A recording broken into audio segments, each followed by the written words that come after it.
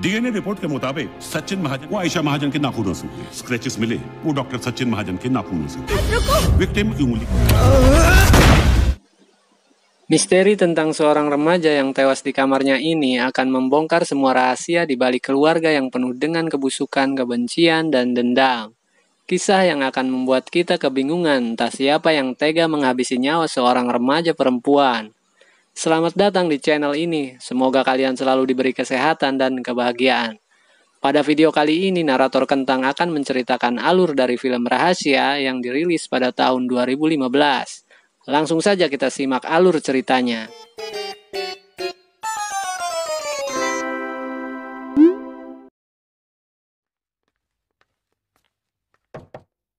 Good morning baby तक सोने का गंदा आदत हो गया अभी हाँ? Film ini berkisah tentang sebuah keluarga yang dikejutkan dengan tewasnya remaja perempuan yang bernama Ayesha. Pada pagi mencekam itu, jasad Ayesha diketahui pertama kali oleh salah satu asisten rumah tangga yang bernama Remy. Ayesha tewas di kamarnya dengan kondisi sayatan di lehernya.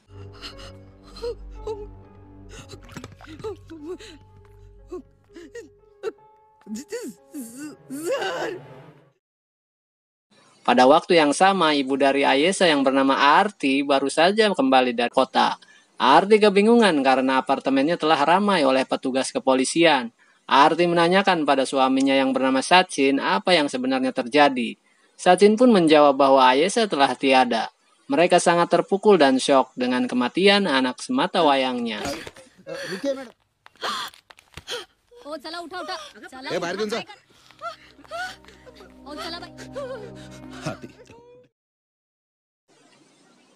Sementara petugas kepolisian yang bernama Santos tengah menganalisa jasad Ayesha. Terlihat ditemukan beberapa helaian rambut dari tangan Ayesha dan sebuah pena yang tergeletak di lantai kamarnya. Santos menanyai satu persatu yang berada di rumah kejadian pada malam itu. Menurut pernyataan Remy, diantaranya adalah Remy sendiri, Sachin, dan Citan. Citan adalah asisten rumah tangga yang pada saat kejadian telah menghilang. Kemudian Santos membawa beberapa saksi untuk dimintai keterangan di kantor polisi. Seorang satpam di apartemen sempat melihat tamu bernama Riaz pada jam 11 malam. Riaz adalah kekasih Ayesha dan disusul dengan kedatangan Sachin pada jam 12 malam. Hari berikutnya Santos menemukan bukti baru dengan ditemukannya kemeja yang dikenakan Sachin yang berlumuran darah. Sachin pun ditahan dan dijadikan salah satu tersangka. Santos kembali melanjutkan penyelidikannya dengan mengunjungi keluarga Citan yang tak lain adalah asisten rumah tangga yang menghilang saat kejadian. Namun Santos tidak berhasil menemukan Citan.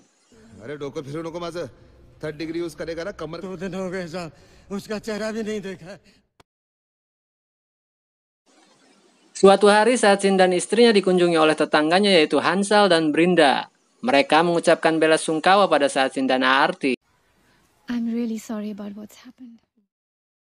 Kemudian Santos menjemput Sachin ketika sedang berdoa. Sachin kembali dibawa oleh Santos karena dinaikkan status menjadi tersangka utama.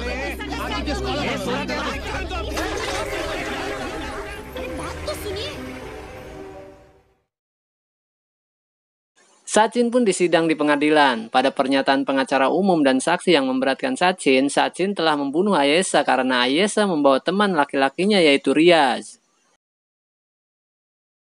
Pada malam itu, Sachin dalam keadaan mabuk berat dan dianggap telah melampiaskan kemarahannya kepada Ayesha, sehingga menewaskan anaknya dan Sachin telah menyuap Citan agar menghilang karena Citan mengetahui perbuatan Sachin. Sachin belum mendapat dakwaan karena belum melakukan pembelaan, namun tetap harus ditahan. Dr. Sachin Mahajan is remanded statement. Pada saat itu, Aarti pun menganggap Sachin telah membunuh anaknya sendiri.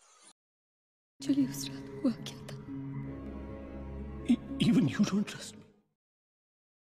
Suatu hari Sachin didatangi oleh seseorang yang mengaku dari biro penyelidikan bernama Sunil. Dia ingin kasus pembunuhannya dikaji ulang karena terlihat ada yang tidak beres dengan penyelidikan yang dilakukan oleh petugas kepolisian setempat. Tentu saja Sachin pun bersedia dengan tawaran bantuannya karena Sachin tidak pernah merasa telah membunuh anaknya. I didn't kill my daughter, damn it! Keesokan harinya, Sunil memulai penyelidikannya di rumah kejadian. Sunil memeriksa seluruh rumah itu dengan sangat mendetail hingga akhirnya Sunil menemukan keganjilan pada pisau bedah yang berada di kamar Ayesha.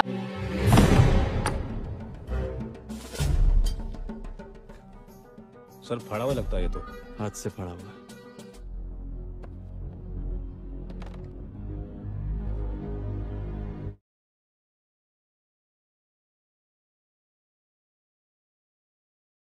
Kemudian Sunil datang menemui Hansal dan Brinda. Sunil mengetahui bahwa Sachin dan Brinda mempunyai kedekatan dengan melacak riwayat panggilan dari Sachin. आज सुबह मैं गया था।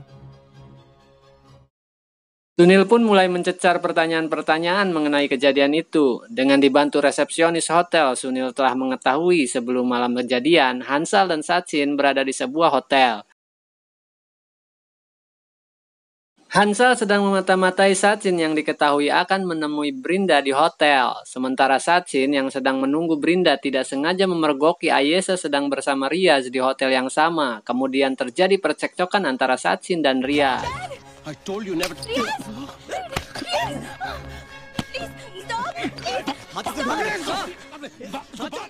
Kenapa sih Brinda? You have no right to insult... Pada malamnya, Sachin tengah bermesraan dengan Brinda di hotel itu. Sementara Hansal sudah mengetahui hubungannya dengan Brinda. Kemudian Hansal melihat Riaz dan Ayesha di rumahnya. Sehingga Hansal menelepon dan memberitahu Sachin agar Sachin pergi meninggalkan Brinda. What shit are you talking about, huh? What? Listen. That's enough, Mr. Paraskar.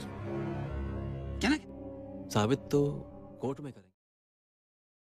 Keesokan harinya, Sunil meminta informasi kepada Remy. Pada malam itu, Remy yang sedang tidur mendengar suara barang-barang yang diseret-seret. Sementara Aarti memberikan informasi jika Sachin dan Hansal bersahabat dan Aarti tidak menyukai Brinda. Kemudian Sunil mencari informasi tentang Riaz. Menurut teman kampusnya, Riaz adalah orang yang suka mengancam dan temperamen. Sunil terus mencari keberadaan Riaz yang sampai saat ini belum ditemukan. Suatu hari Sunil mengetahui keberadaan Riaz di persembunyiannya. Saat Sunil akan menangkapnya, Riaz menembakkan pistol dan mengenai bahu dari asisten Sunil.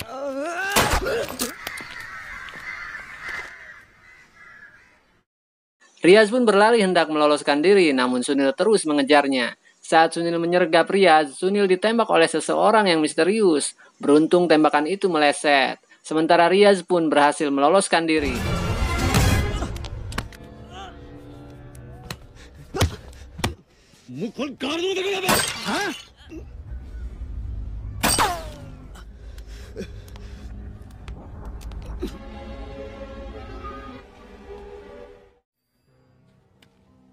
Tak lama kemudian, Riaz ditemukan tewas di sekitar kawasan itu. Sunil menemukan buku catatan berisikan bahwa Riaz sangat mencintai Ayesha.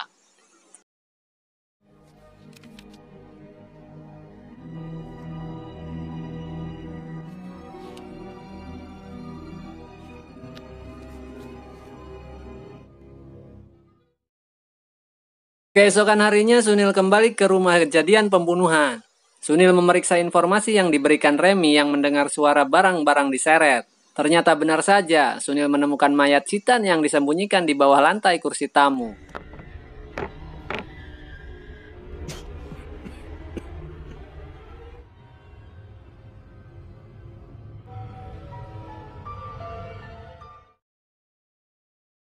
Sementara Sachin kembali menjalani sidangnya. Sachin dibebaskan dengan jaminan karena keterangan pengacara yang disewa oleh Brinda. Is granted. Anticipate. Aarti dan Remy menunggu untuk menjemput Sachin yang telah bebas, namun Sachin lebih memilih meninggalkan Aarti untuk pergi bersama Brinda. Sachin, please listen to me. She's taking you for a ride. She's taking you for a ride, goddammit!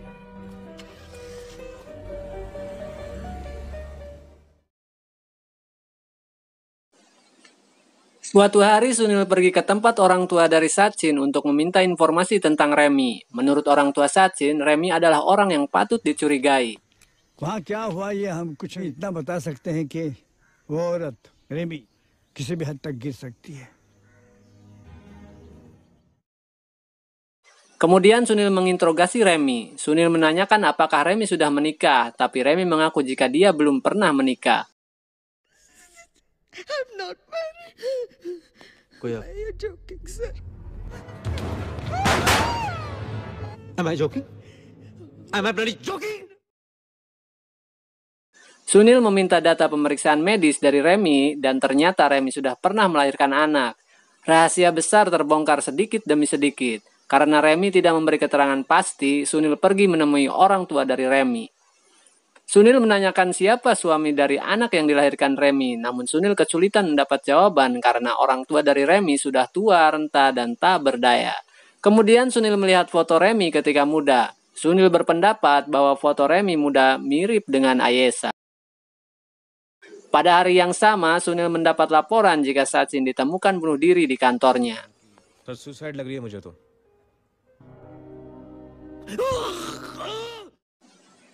Keesokan harinya, Sunil mengumpulkan orang-orang yang mungkin terlibat dalam pembunuhan Ayesha. Di antaranya, Arti, Remy, Santos, Hansal, Brinda, dan orang tua dari Riaz. Sunil mulai menjelaskan perkiraan kronologi dari pembunuhan Ayesha.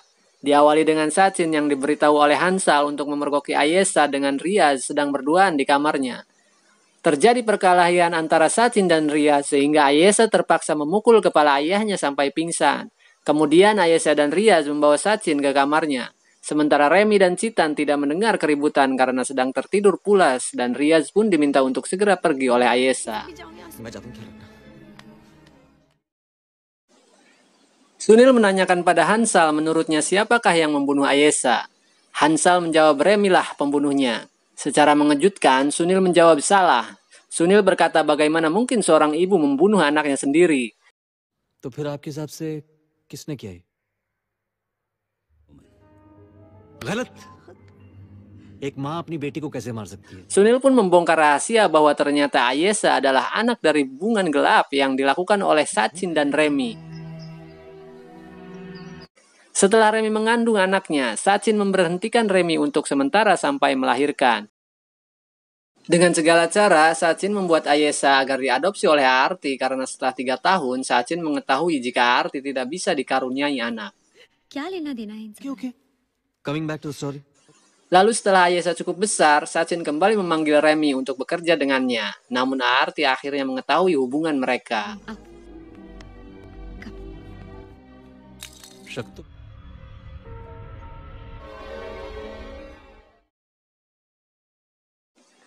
Kemudian Arti menanyakan pada Sunil apa yang dibicarakan oleh Sunil tidak ada hubungannya dengan pembunuhan Ayesha. Dan Sunil pun kembali menerangkan fakta jika Arti sudah batal untuk pergi keluar kota. Ternyata Arti pulang ke rumahnya lebih awal, tepatnya pada malam pembunuhan itu. Tidak ada yang tahu jika Arti telah pulang. Dengan kondisi Sachin yang sedang mabuk berat, Arti mendengar keributan antara Sachin dan Riaz. Kemudian Riaz pergi dari rumah itu dan Sachin dalam kondisi tidak sadarkan diri. Sambil melihat pisau bedah di depannya, Arti berkesempatan untuk membalaskan dendam pada Sachin dan Remy dengan membunuh Ayesha.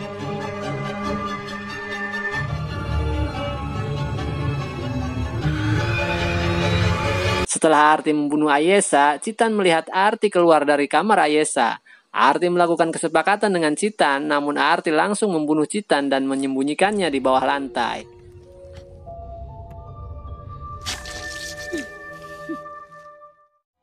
और फिर रात के 1:30 बजे जब Sementara kematian Sachin pun direncanakan oleh Arti. Sachin ternyata tidak bunuh diri, melainkan Arti lah yang membunuhnya. Tidak lupa kematian Riaz juga masih berhubungan dengan Arti. Santos yang dari awal membuat kesepakatan dengan Arti agar Sachin diberatkan menjadi pelaku pembunuhan Ayesha. Namun Riaz menginginkan Sachin mati di tangannya, karena itu Riaz ditembak oleh Santos.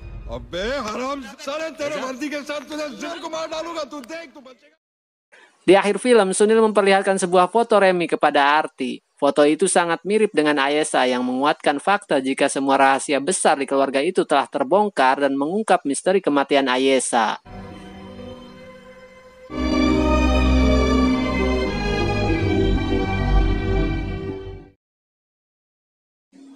Demikianlah alur cerita dari film Rahasia. Menurut narator Kentang, film bergenre thriller dari India sangat kami rekomendasikan. Film-film seperti ini akan membuat rasa penasaran penonton berlipat ganda dan kita terus menduga-duga seperti seorang detektif. Hahaha. Bagaimana dengan kalian? Narator Kentang berharap video ini bisa menghibur sekaligus memberi pengalaman dan pelajaran bagi kita semua. Sampai jumpa di video berikutnya. Thank you.